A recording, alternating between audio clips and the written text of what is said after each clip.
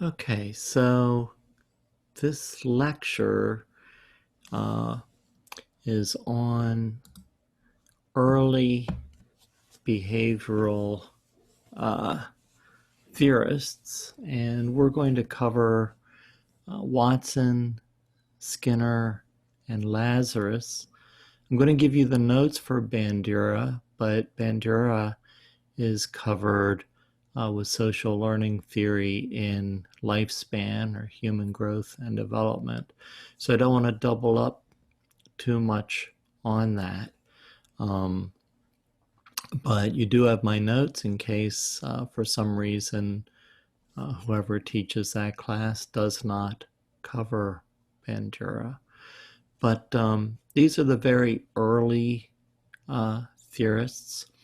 The very first one, and I mention this primarily because I've seen it on almost every single comps test and NCE, National Counseling Exam, but really early on, John Locke came up with the concept of tabula rasa, and that just means to erase a tablet.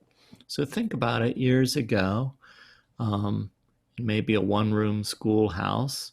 You've got the big black chalkboard up front on the wall, but each child had a very small handheld chalkboard and a piece of chalk. And they would call that a tablet or a tabla. And of course, they would erase the chalk from their little slate tablets. Now, Locke saw our minds as being a blank slate, an erased slate. Um, so when we're born, he would say that if we were talking about nature or nurture, Locke would say that everything we know is learned. So he would be in favor of environmental learning, um, and that would be nature. Okay. So now, of course, we know it's a combination of both nature and nurture. But the blank slate theory, tabula rasa, is on all kinds of exams. So I just thought you needed to know that. That is the very root of behavioral theory. I know your book goes into more detail than my notes, but I want to add some things that are most likely not in your book. Um, and we are going to begin with um, Watson, John Watson, 1878 to 1958, and in all of the psych textbooks, you'll see a picture of Watson in a white lab coat. He usually has a female assistant standing beside him, and on a table is a little baby crying with a white rat in front of him. Oftentimes, Watson is clanging some cymbals or doing something to make a scary noise behind little Albert. So that's called the little Albert experiment. It's one of the most famous experiments. He was 11-month-old infant at the time, and he was conditioned to fear a white rat by combining it with a loud noise. So whenever they placed a white rat in front of him, he would be scared by a loud noise. And this fear was then generalized to all furry white creatures and even people who wore a Santa Claus beard. So he'd probably be afraid of Jeff Samid, but you know, that's okay. He's a nice Santa. All right, so Albert moved away before he could be desensitized to this stimuli. Um, so everybody always wondered, well, what happened to little Albert? if he moved away. And later, Watson was at a conference and somebody recognized him, and he asked Watson what happened, and Watson didn't know specifically, but because Watson had done a lot of other testing, very similar, he thought that the conditioning was most likely not permanent, that it would gradually extinguish itself if he was no longer startled by furry white creatures. So he built a lot on Pavlov's experiments on dogs. You ring a bell every time you feed the dog and they salivate. I saw some very early black and white movies of this, and I don't think it was a pleasant experience because they had to operate on the dogs and put in different ducts to, measure the saliva and collect it and all of this stuff. But I'm not a big fan of animal experimentation. I did see a Far Side cartoon, and there were two dogs talking to each other, and a scientist outside the cage with a bell. And then one dog said to the other, "Watch, every time I salivate, it'll make him ring the bell." So I thought that was kind of witty. Here's something a lot of books don't tell you.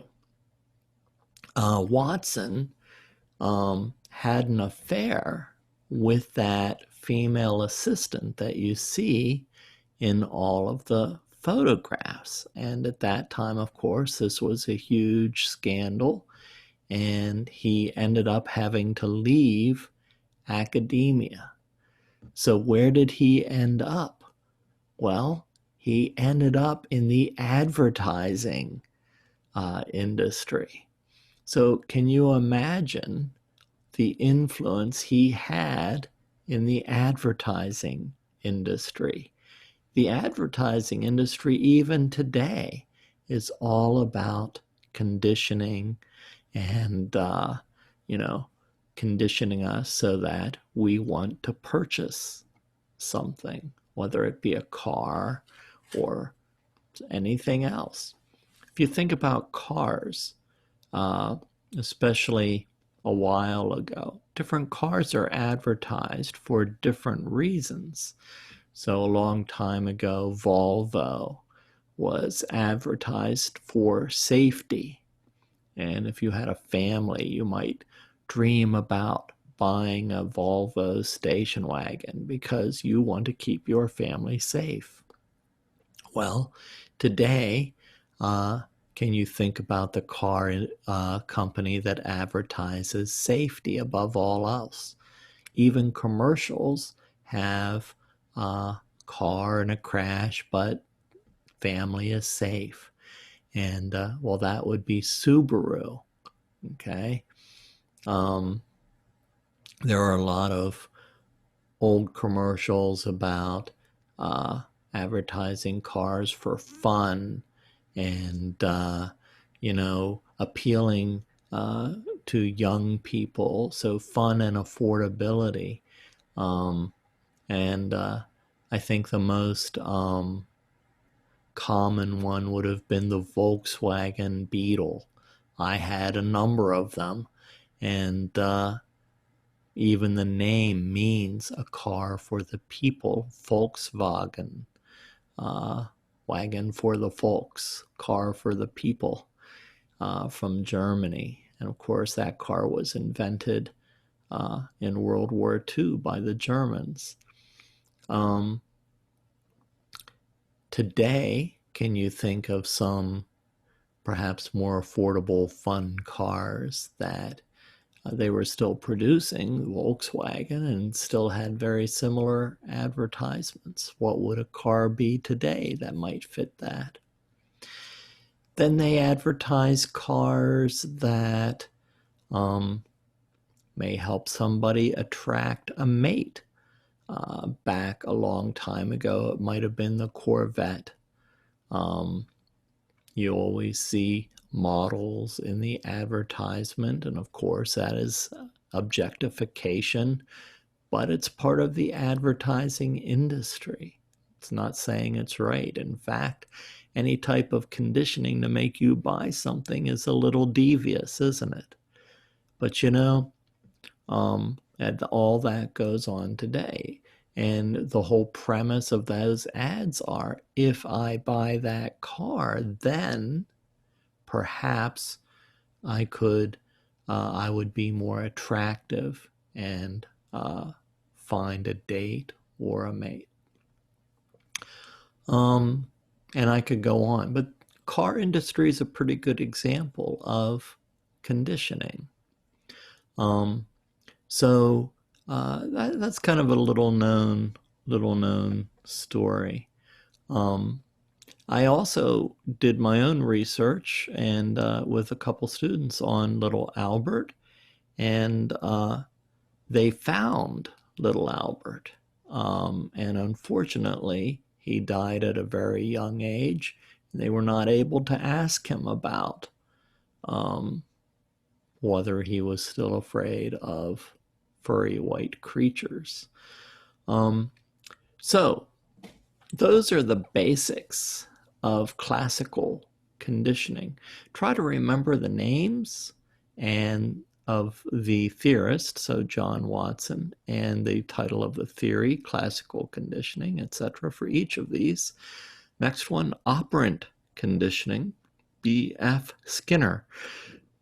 B.F. stands for Burhouse Frederick, so 1904 to 1990.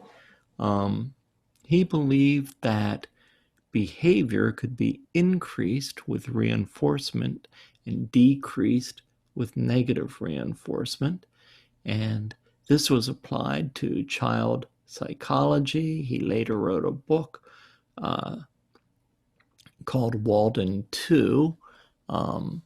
I didn't personally like the book, but maybe you did.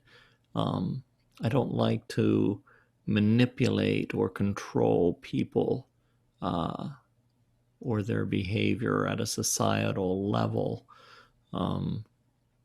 So it kind of goes against the concept of freedom and moves into kind of this manipulation by authority. But it's called Walden 2 because Walden 1 is the exact opposite. Of course, that book was written by Thoreau, and he spent a long time living by Walden's Pond, and it was pretty much the opposite of what Skinner was writing about. I want to share a graphic because this is what really shows up on all of the exams, and I just want you to understand it.